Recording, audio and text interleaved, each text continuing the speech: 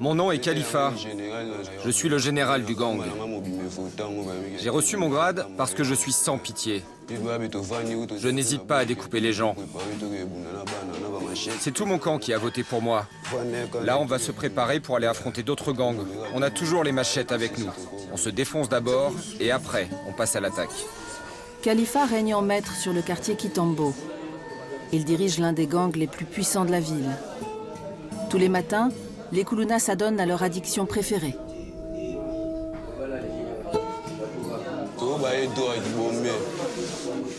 On fume du bombé grâce à l'argent que l'on vole aux passants. On achète la dose 5 €. C'est différent de l'alcool. Le bombé permet de passer le temps et de nous endormir. Ça donne un effet très puissant. Le bombé fait des ravages depuis son apparition il y a 3 ans à Kinshasa. Cette drogue artisanale bon marché est un mélange de résidus de combustion, de carburant, de fond de teint et d'antidouleur. Dans le gang, ce sont les femmes qui gèrent le business. Allez, allez, donne-moi ma dose. Je t'ai déjà payé.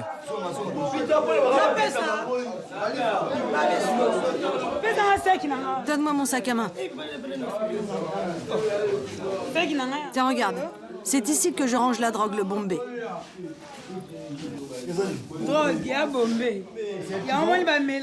C'est grâce à cela qu'ils sont bien. Ils la prennent pour se motiver lorsqu'ils sortent la nuit, qu'ils cherchent à se faire de l'argent. S'ils n'en prennent pas, ils sont pas bien, ils sont malades. Mais avec, ils sont très motivés. Et ils ont du courage pour attaquer les gens.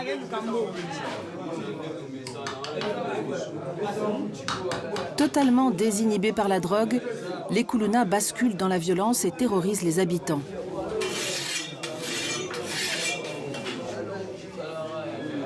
Les agressions de rue ne sont pas leur seule activité. Une grande partie de leur temps est consacrée à la guerre des gangs qui sévit dans la capitale congolaise. Chaque quartier a sa bande de criminels, une écurie chargée de défendre une portion de territoire.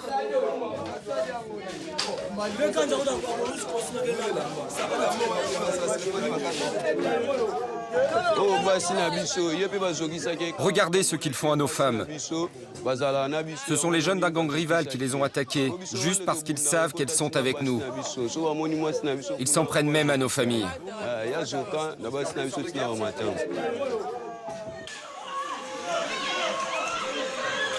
Filmés par les habitants, les affrontements à Kinshasa sont quotidiens et d'une extrême violence.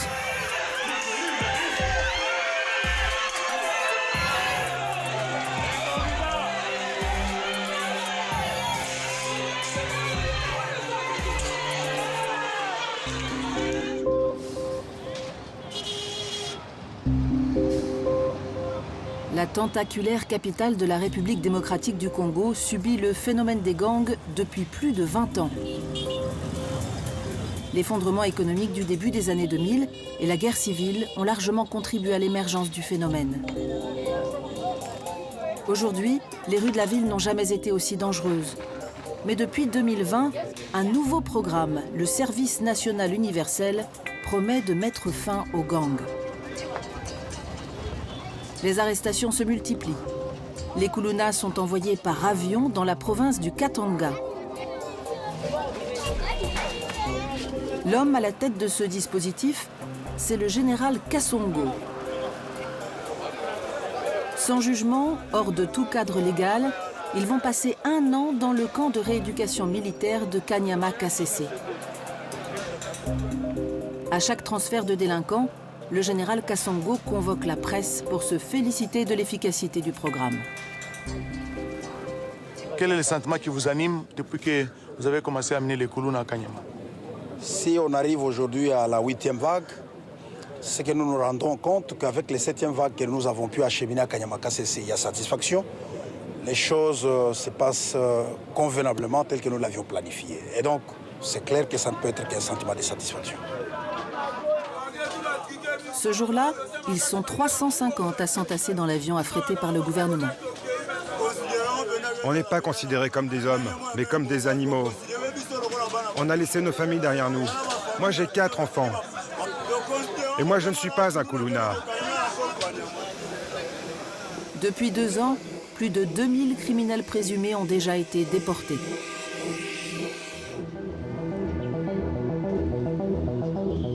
Dans le commissariat de Canggu, le colonel Bienvenu est l'homme chargé de remplir les avions du général Kassongo. Il a déjà contribué à l'arrestation de plus de 500 Koulouna qui ont pris la direction du camp militaire. C'est un spécialiste de la lutte anti-gang. Ce sont les gens de l'écurie Chopicho. Ils se battent à tout moment. Pendant la journée, vous pouvez avoir 2-3 affrontements par jour. Vous avez des machettes. Allez, bozo, ça va, on a caché pour ça. Faut la cacher. Bah, on y a cela, boy, bozo. C'est bon.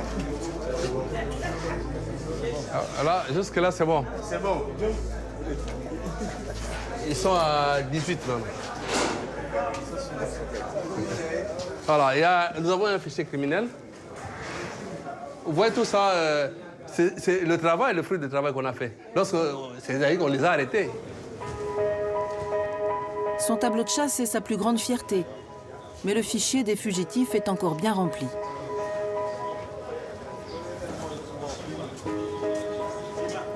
Ici, c'est toujours notre fichier. Ici, je vais vous présenter Démon avec les Bogards. Il a fui à Kanyamakassé, il est revenu. Il a fui le service national, il est là. On est à sa recherche. Donc là, c'est une cible importante pour vous, lui. Très important pour vous. Il est vraiment très important. On doit le récupérer.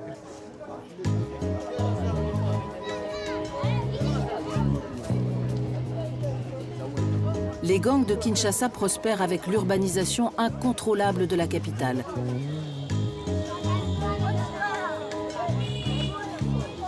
Plusieurs dizaines d'écuries se disputent désormais la ville-province de 17 millions d'habitants et chaque quartier de la capitale est touché.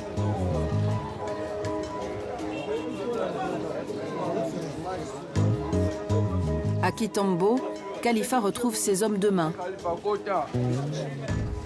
Ils ont rôdé toute la nuit dans le quartier à la recherche de proies potentielles. On a volé cette montre et ce téléphone. On s'est caché dans un coin et quand l'homme est passé, je me suis jeté dessus avec ma machette pour lui prendre son téléphone. La montre, on l'a prise sur une jeune fille qui traversait le pont. La nuit a été longue pour certains et la descente est dure. Les effets du bombé se dissipent. Le butin est maigre, mais Khalifa espère en tirer assez d'argent pour s'acheter de nouvelles doses. Je ne peux pas garder longtemps ces objets, car on saura que je les ai volés. Mais j'ai des amis qui sont chargés de vite les vendre pour moi. La tablette, je peux la vendre environ 50 €. Et la montre, 5 ou 10 €. Khalifa a déjà connu 6 arrestations, mais jamais la prison. La corruption, endémique au Congo, lui permet d'échapper à la justice. Je n'ai jamais été en prison, contrairement à mes amis. Moi, j'ai toujours été libéré de mes gardes à vue. J'ai des connaissances qui interviennent en ma faveur chaque fois que je suis arrêté. Ils interviennent toujours. Mes relations viennent au commissariat, discutent un peu et payent ce qu'on leur demande. Chaque mois, des dizaines de Koulouna subissent la loi des machettes lors d'affrontements entre gangs rivaux. Le caïd du quartier Kitambo vient rendre visite à un père de famille endeuillé. Jean-Baptiste Ngoy a perdu son fils de 19 ans il y a quelques semaines. Il faisait partie du gang de Khalifa. Vous n'imaginez pas à quel point ça fait mal au cœur depuis que mon fils est parti. Vous savez le mal que vous me faites? Toi, tu es vivant. Je t'ai cherché longtemps et je ne te voyais pas. Ce n'est pas bien de faire ça, tu me fais de la peine. Tu m'as compris? Dans les bidonvilles de Kinshasa, rongés par la misère, les parents sont impuissants face à la mainmise des gangs. Ce chagrin nous ronge. Sa mère ne l'a pas supporté. Elle est morte de chagrin, peu de temps après mon fils. Je ne savais pas que mon fils était un Kuluna. Il mentait comme tous les délinquants. Je pensais qu'il allait à l'école, car je payais les frais de scolarité. Mais au lieu d'aller à l'école, il faisait des bêtises. Il me disait qu'il apprenait la mécanique. Puis il me disait qu'il voulait être joueur de foot. Il avait 19 ans. Il a subi la mauvaise influence. Il a subi l'envoûtement de ses camarades de rue. Au commissariat de Canggu, le colonel Bienvenu prépare un raid de grande ampleur. Un nouveau transfert par avion est bientôt prévu pour le camp de Kanyama-Kasese. Là, nous sortons pour une opération au niveau du quartier 3 à Massina. Il y a un groupe de Kuluna qui est en train de déranger la population là-bas. Et nous pensons que nous pourrons les rattraper.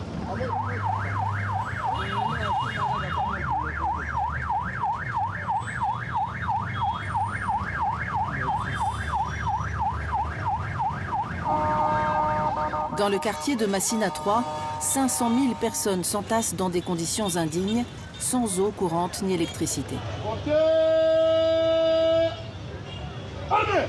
Les jeunes sont sans travail. Je veux une grande discipline. Si vous arrêtez quelqu'un, ne le frappez pas. Ne lui volez pas ses affaires et amenez-le à l'endroit où se trouvent les gradés. Et vous lui passez les menottes. Je veux que tout se passe dans le respect des droits de l'homme. En plus de la corruption, la police de Kinshasa est régulièrement accusée de violences et de dérapages. Les hommes en civil du colonel Bienvenu seront en première ligne pour traquer les malfrats. Mais parfois, l'ennemi peut venir de l'intérieur. Commandant, attention avec Kabouya. Il est d'ici, il est du quartier.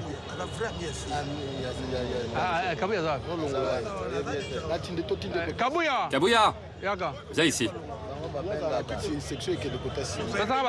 Donne-moi tes téléphones.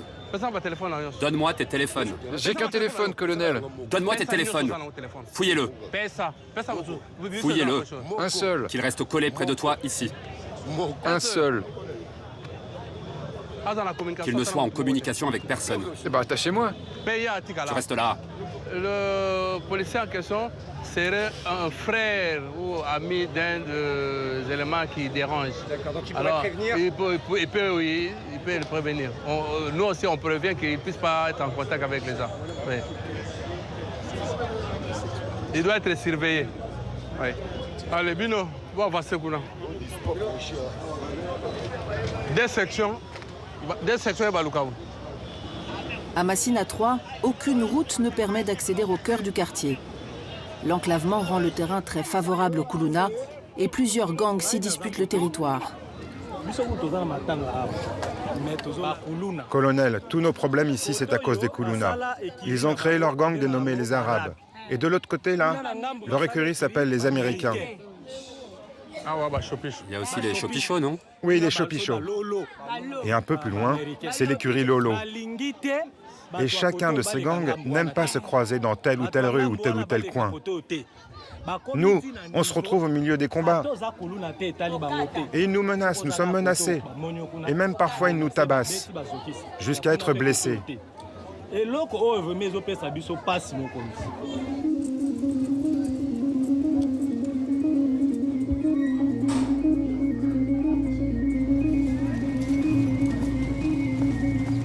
Une centaine de policiers en civil s'infiltrent dans les ruelles. Ils connaissent déjà les points de chute des chefs de gang grâce aux informations d'habitants excédés par les violences permanentes. Lui, attrapez-le. Il est du gang des Américains. Allez, viens là. Viens par là. Mais comment vous pouvez m'arrêter alors que je suis chez moi? J'ai fait quoi pour mériter ça?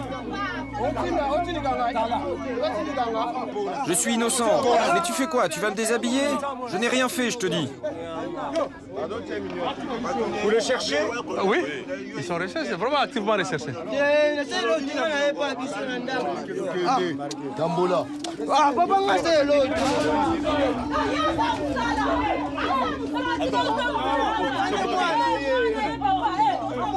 Pendant 4 heures, les policiers multiplient les arrestations.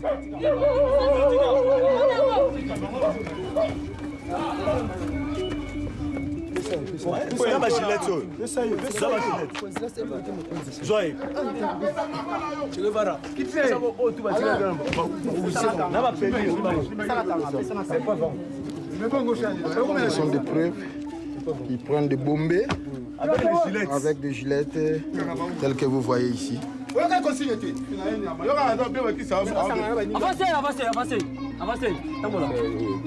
Avancez. Vous êtes des poules là.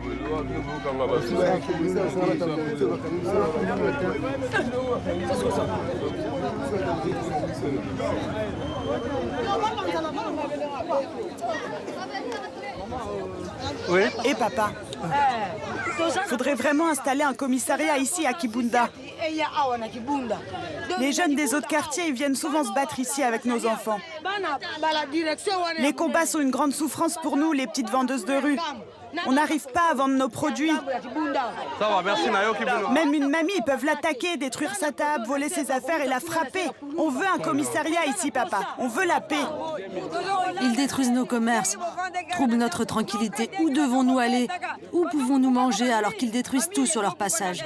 Regardez ce qu'ils font, ils démolissent les murs. Demain, nos maisons seront détruites. Où allons-nous dormir avec nos enfants? Vous voyez comment la population se lamente. Regardez papa comment ma clôture est détruite. Ils arrivent de partout en courant. C'est vraiment important qu'il y ait des patrouilles pendant la journée. Et pendant la nuit aussi. Nous sommes vraiment en danger. C'est des vrais brigands. Les hommes du colonel Bienvenu auraient capturé le leader du gang local et ses adjoints. Les gens ne dorment plus à cause de vous. Tu m'entends? Ils ne dorment plus. Vous ne pouvez pas les laisser tranquilles? C'est toi le général. C'est toi le leader du gang. Le général. Foutez la paix aux braves gens. Vas-y, montre ta tête. Là, vraiment, un joli coup de filet parce qu'on retrouve le grand meneur du quartier, il est là. Le général. Il est là, on l'a retrouvé. Tiens, prends ma matraque. Je te préviens, si tu tentes de t'échapper, je te tire dessus. T'as compris? Allez, on y va. Go, go, go, go.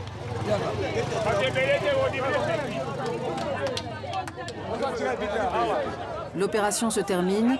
Une quarantaine de Koulouna ont été neutralisés.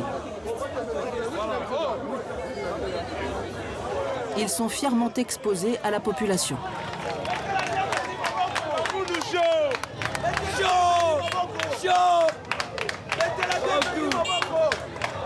Ils sont là pour voir ce que nous avons fait, les résultats du travail qu'on a fait. Et même de voir leurs bourreaux. On doit les exposer comme ça, tout le monde voit. Les victimes vont sortir et venir se plaindre. Allez, pose les machettes là. Regardez les traces de sang. Juste ici là. Ça nous rassure un peu, mais nous savons qu'il y a encore d'autres qui sont là-bas. Nous avons dit au colonel bienvenu de continuer ce travail ici. Faute de moyens, les policiers réquisitionnent un taxi collectif pour le retour au commissariat de Tchangou.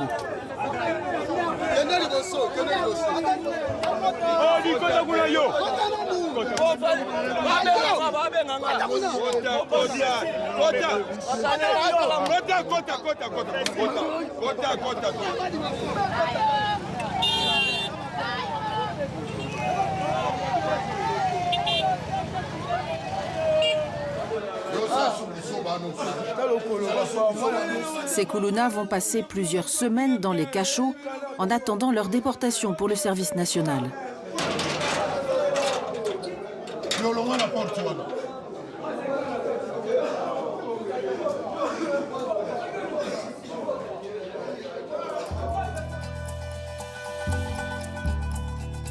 Dans le Haut-Katanga, à 3 heures de vol de Kinshasa, le camp de Kanyama Kasese est ouvert aux caméras lorsque le général Kasongo met en scène sa propagande.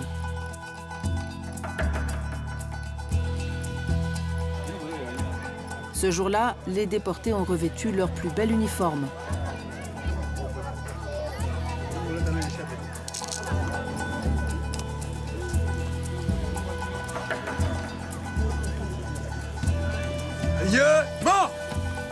Guide à droite.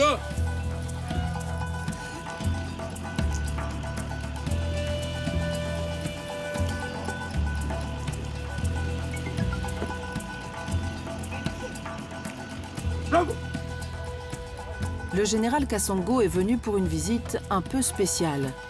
Après le passage en revue des troupes, il est fier de présenter sa surprise du jour. Il a amené dans ses valises Verason, l'un des chanteurs les plus populaires du pays.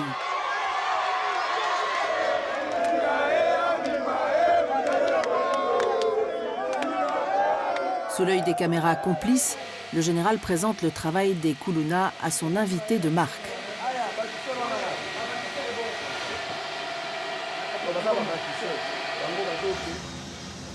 Travaux agricoles, menuiserie, maçonnerie. Les jeunes du service national multiplient les travaux pendant 1 an pour un salaire dérisoire de quelques dollars par mois.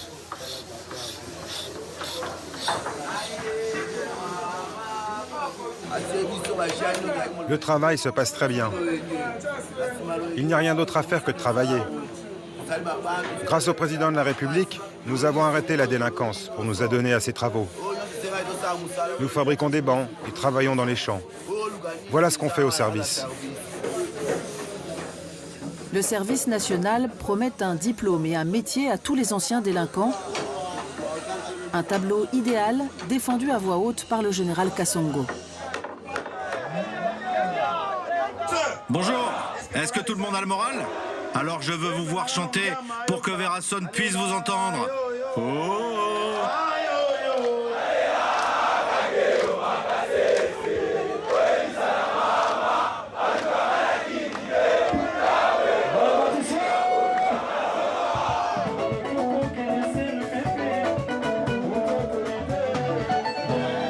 Verason, la star congolaise, termine la tournée organisée par un concert offert aux jeunes délinquants.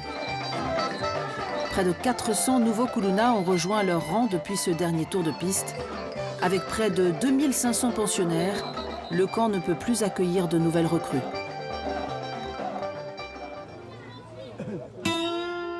À Kinshasa, les combats entre écuries n'ont jamais cessé. Et dans le quartier Kitambo, l'heure est à la vengeance. Khalifa, viens. On va se mettre là pour pas être repéré. La mort de leur ami, il y a quelques semaines, est encore dans tous les esprits. Je veux que tout le monde soit motivé pour attraper ces peureux et ces chiens. Ils vont comprendre leur douleur et subir notre vengeance. Le gang de Khalifa est prêt à livrer une nouvelle bataille.